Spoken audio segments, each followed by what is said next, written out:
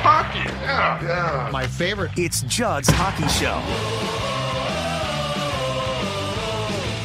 And welcome into Judd's Hockey Show. Zolgad and AJ Fredrickson, who, of course, produces and joins me throughout the season, along with Declan, along with Jesse. It's a cast of thousands here at JHS. But, AJ, I wanted to talk to you about what we just saw the last 2 days, Saturday and Sunday, as the Wild plays in Sweden as part of the global tournament that they had there. It was Ottawa, Toronto, the Red Wings, who the Wild didn't play, and Minnesota. And the Wild goes there. They lose to the Senators in a shootout. Yes. Philip Gustafsson getting the start in his homeland there. Then they lose in overtime to the Leafs on Sunday in a game that started at 7 a.m. local time. So they do get 2 points, but they don't get a win from there. The Wild now has a 5-game losing streak. They are a -16 in goal differential, a -16. And in 17 games, they are now 5-8-4 for 14 points, putting them 4 points out of even a wild card playoff spot. And we all know that if you are not in a playoff spot in this league at Thanksgiving, which the Wild will not be, they don't even play again until Friday against the Avalanche. It makes it an uphill struggle to make the playoffs. I'll just start with a very broad question for you, because we haven't gotten a lot of games. It's my personal opinion that while this trip might have been fun, it couldn't have come at a worse time. I think after that Sunday debacle against the Stars, you wanted the team to play again.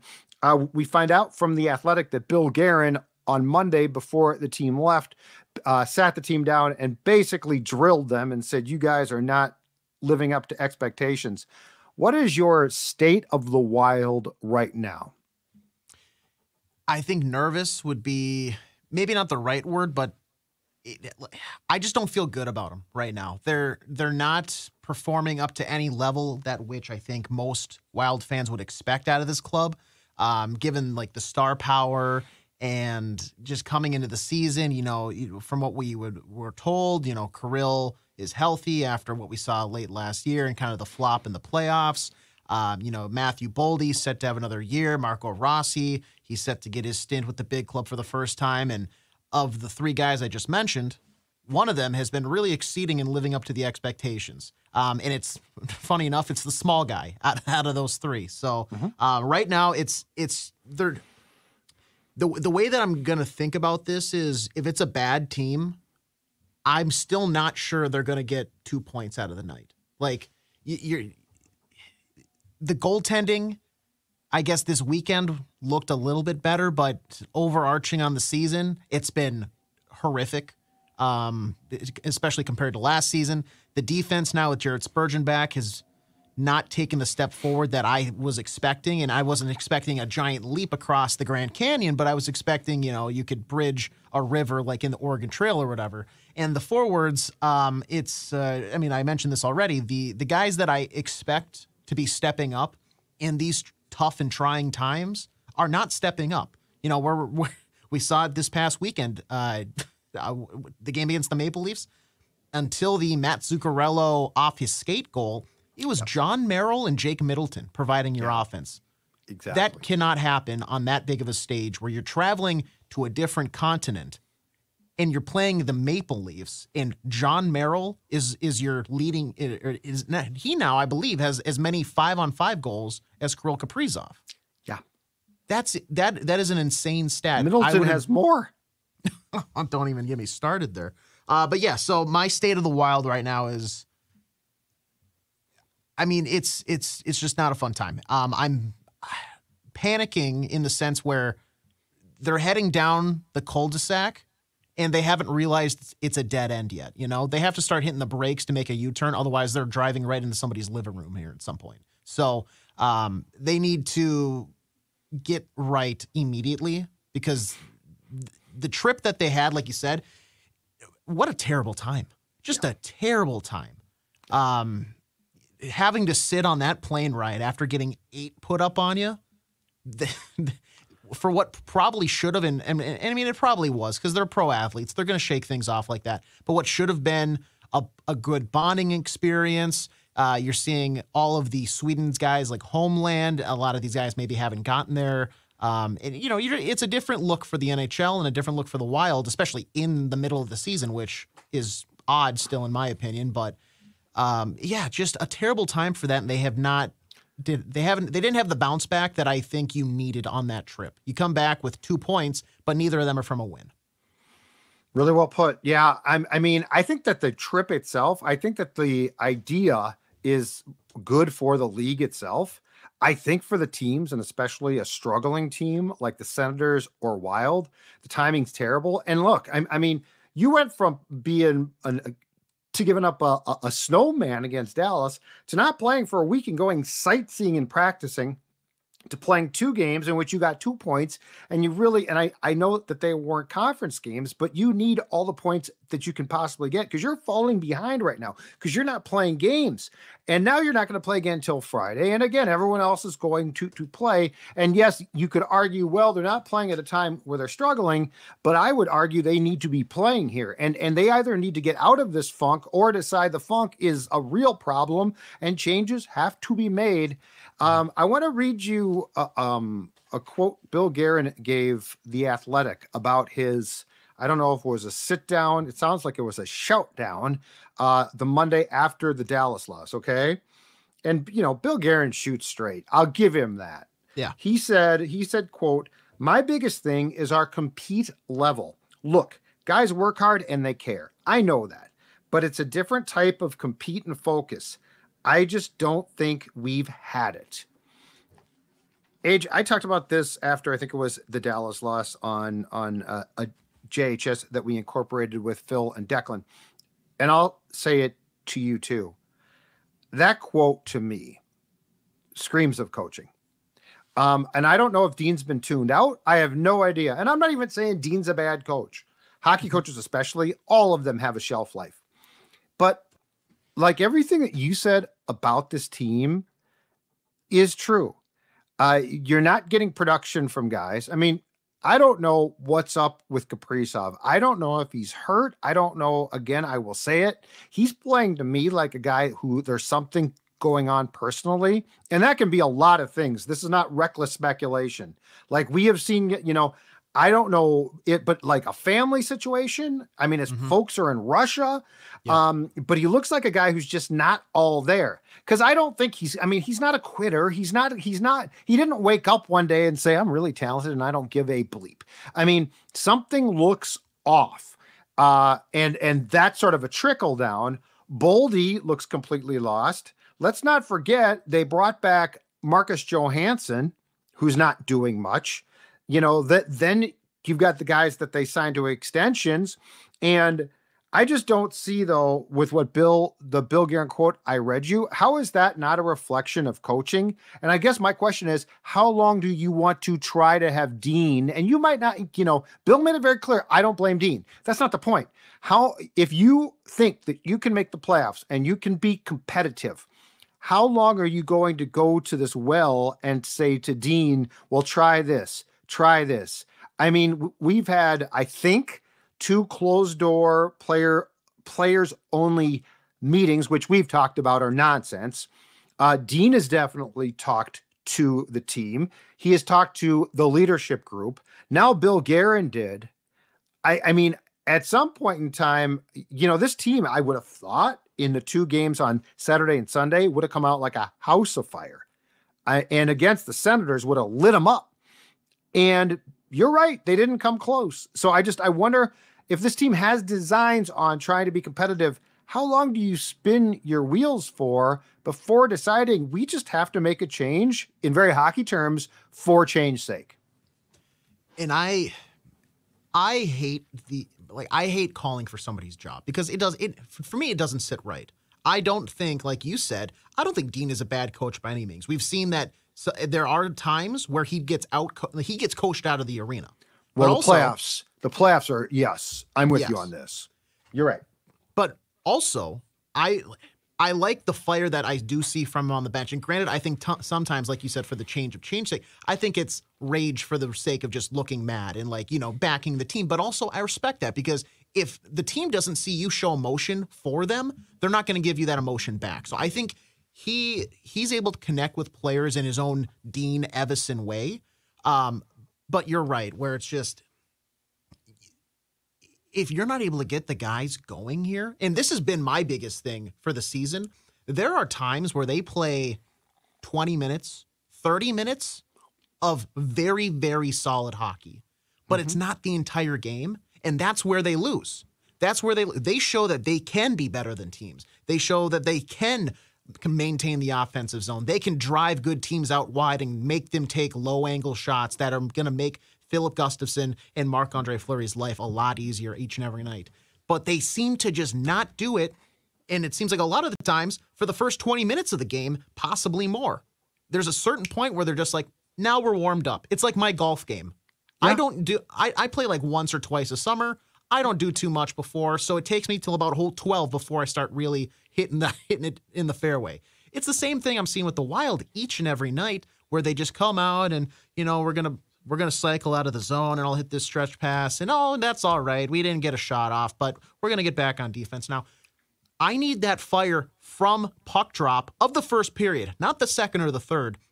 And with that, if I might get a little hate here just from like the older hockey community or just like the tough hockey community here. You should not have to fight a guy in the first few minutes of a game to get that spark that I'm talking about. No, if you cannot psych yourself up to play professional hockey in the NHL on a nightly basis, guess what? You're in the wrong league. You're in the wrong job, and I don't want you on this team. So you need to get yourself amped up, ready to go, and bring the fire that is Dean Evason, Minnesota Wild, Bill Guerin hockey, the grit first mentality, the win first mentality. It's not about having fun. Remember this. This is the clip that on your show that has been played before a handful of times. It's about winning. Right. I don't care, but he doesn't care about the emotional stuff. If you want to win, you have to start from the opening puck drop, and we have not seen that more than maybe 1 or 2 games this season. Play a full game. That's all I'm asking, and see what happens. You might start winning. Amen. And I guess that's my question. When is that going to snap in? When is that going to occur? And if it's not going to, my biggest problem with thinking that Dean's words have started to fall on deaf ears is this. Dean Evason played as a player with the Whalers, and I think he was with the Sharks and the Capitals. He was a hard worker. He was Freddie Gaudreau. He worked his butt off to be good.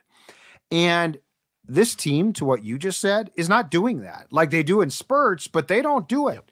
So if he can't get that from them, what's he doing here? What's the point? Like if a Dean Evason coach team can't kill penalties, which is, yes, based on systems, it's also based on hard work. It's also based on making sure that if there's a juicy rebound in front, the guy, Dallas guys were standing there. It was like basketball, uncontested in the paint. If Dean can't get that from players, what's the point? And the other weird thing, and you broached this a little bit, and I think it's true. It's I don't know exactly. Like there's some very perplexing things here. 1A, 1B Kaprizov, because I just don't get that. Yeah. Like I'm just totally confused. I refuse to believe that he is just slumping for this long. Although I will say this, McDavid and Draisaitl with the Oilers are both they both for them been awful, and they just made a coaching change, and that has yet to work there. But here's the other thing that I'm confused by. Middleton's probably the best example. He's got what now? 3 or 4 goals? 3 goals? He's got some goals. For him, but have you noticed when you watch him play defensively, he's not been that great? Like I really like him. He's got size and I mean that trade with the Sharks for a guy I had barely heard of turned out to be a great trade. But Jake is not a guy that I'm desperate to get offense from, but I need him to play as well as he can defensively. And it's sort of like he's decided, and I'm sure he must have been told this, but he's joined plays more and more. But he's not good enough to join plays and actually then get back and make up for joining the play. Yeah. Like there's just a lot of weird stuff here. that I don't get. And, if Bill Guerin wants to basically come out and say, we're just not that good. I signed some guys to extensions, probably shouldn't have. Goaltending has definitely declined. Like, I feel like we're torturing, well, Gustafsson played better. I mean, Gustafsson age last year was what, second in save percentage and goals against in the entire bleeping league. Yep. But there's just some very, very weird stuff, and I don't know if it's fixable in its current state. And unfortunately for Dean, the next big move, if it's not him, would be like a big trade. But because of the salary cap implications, they can't really make a big trade. Yeah. So I don't see, if this keeps up, unless you're just going to sort of cash it in and take the draft pick, the potential pick, I don't see how this plays out with, just one day. Are we literally going to get a Parise Suter era turnaround followed by a slump?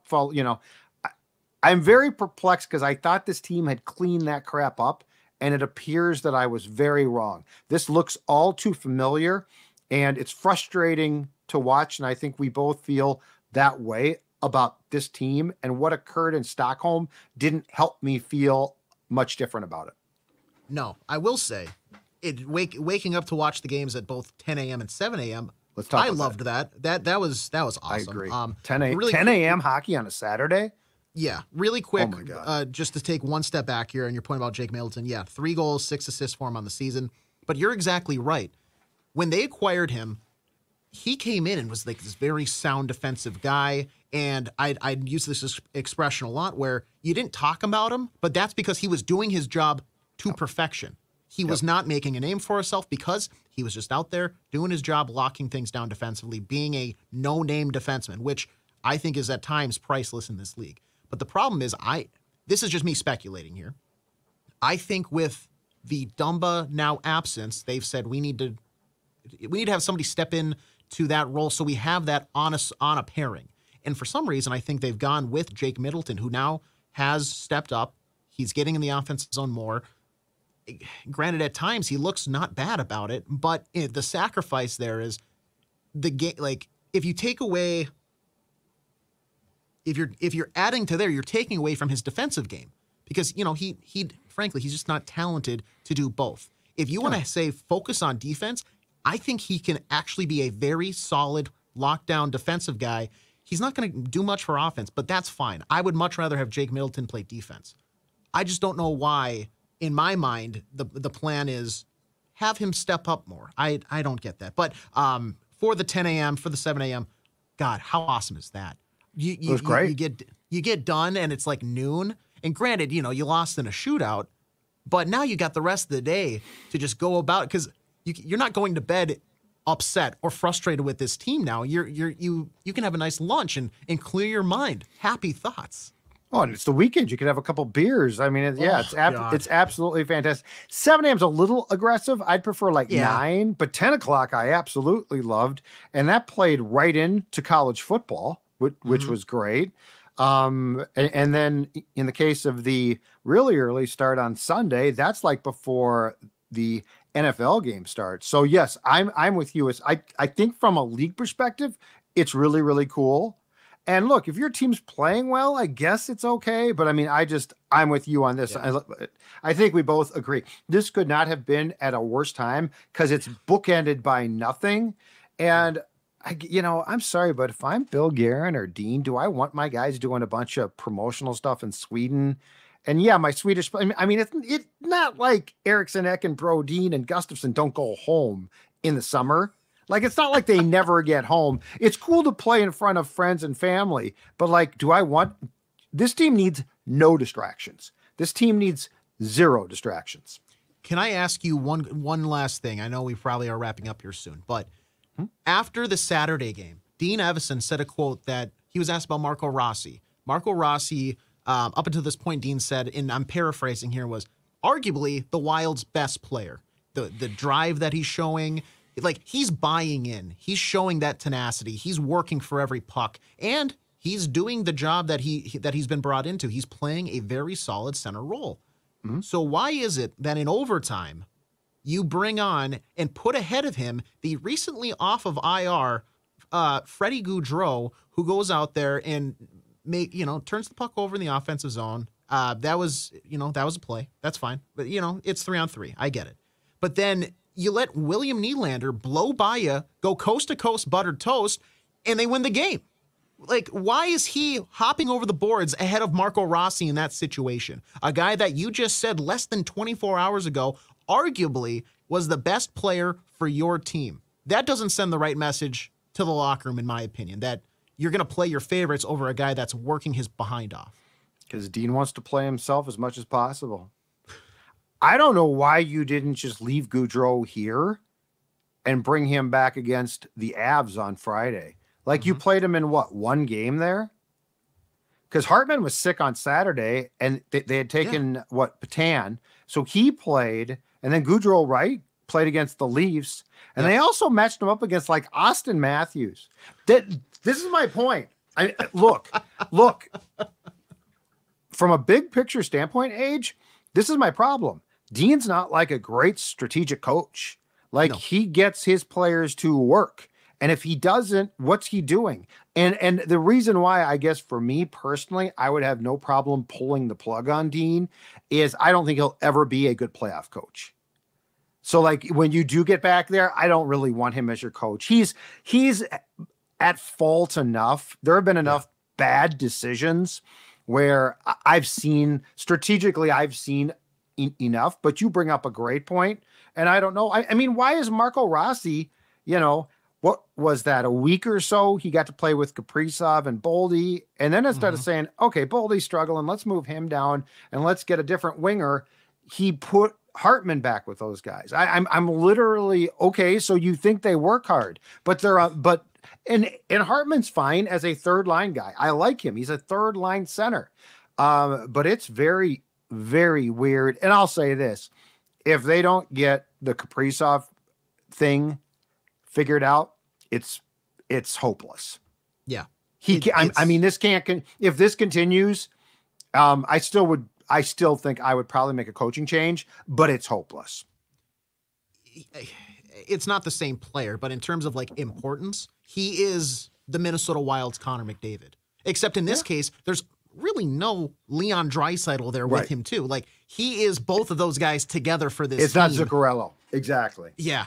If he's not producing, it's not even like you don't have a car without wheels. You just don't have a car. You're riding a bike in a league that's driving NASCAR. So, I would love to figure it out. And if it's a personal thing, I get it.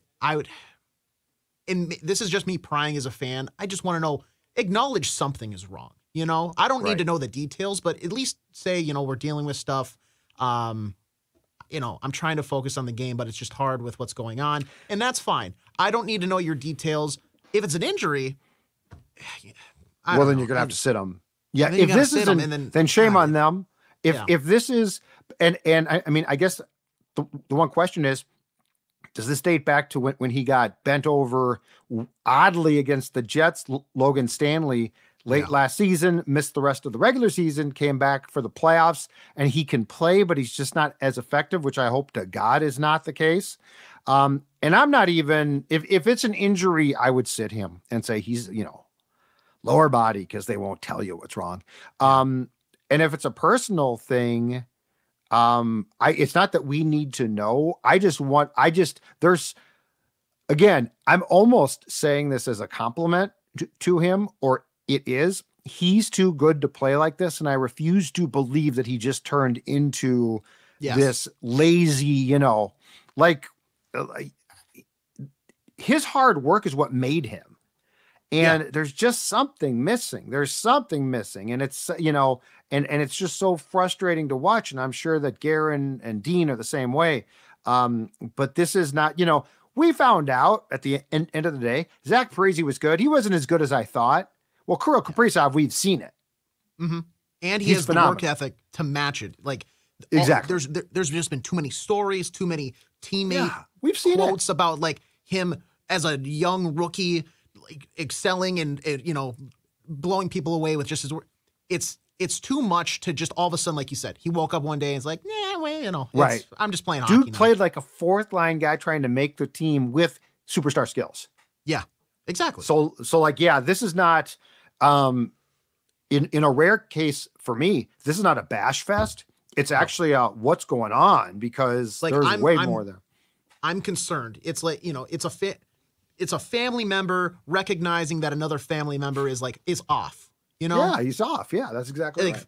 It's ridiculous. But if it doesn't, if they don't get it turned around, it's done. It's over. Finito. I don't know what done in Russian is, but it's done. Kaput. All right, Age. Great stuff. Judd's Hockey Show. I think we're going to record one at some point this week with Declan and Jesse as well before Thanksgiving. If not, though, have a great Turkey Day, and we will see you soon.